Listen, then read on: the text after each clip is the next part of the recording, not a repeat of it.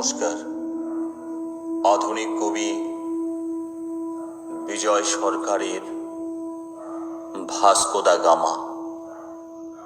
ক্ষুধার্ত সিংহের সামনে সদ্যজাত হরিণ শাবকের মতোই আমি আজ অত্যন্ত অসহায় এক শিকার, দিশাহারা ঘরমুখী এক পরিযায়ী শ্রমিক।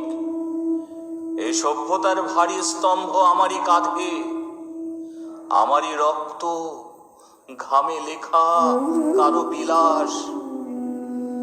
তবু আজ মহামারীর বিষাক্ত নিঃশ্বাসে গোটা পৃথিবীর আকাশ যখন চিল শকুনের মেঘের আস্তরণে ঢাকা, তখন আমি কর্মহীন, আশ্রয়হীন, অসহায় সম্বলহীন করুণার ভিক্ষার প্রার্থীর দলে।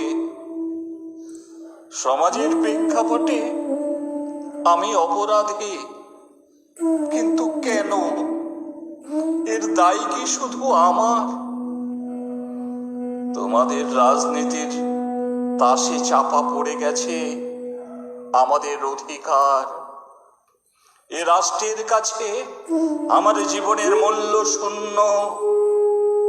বৈশাখের তীব্র দাবদাহে চৌচির হওয়া শস্য ক্ষেত্রের মতোই আমার পেটে জ্বলছে আজ ক্ষুধার দাবানল। তাই শুনশান নগরীর পথে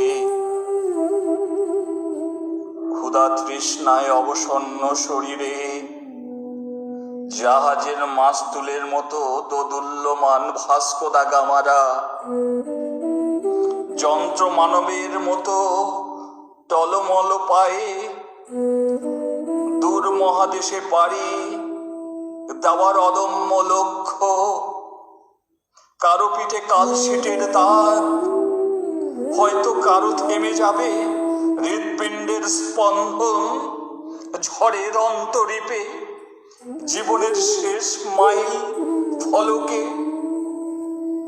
হে মহাজীবন, তুমি জেলে রাখো জীবনের প্রদীপ। এখনো অনেক পথ বাকি, এখনো যে অনেক পথ। শেষে আত্মীয় পরিজন হয়তো থেমে যাবে কারো স্পন্দন ঝড়ের অন্তরীপে। আরো এখনো অনেক পথ, শেষে পাবো আত্মীয় পরিজনের দেখা। নমস্কার।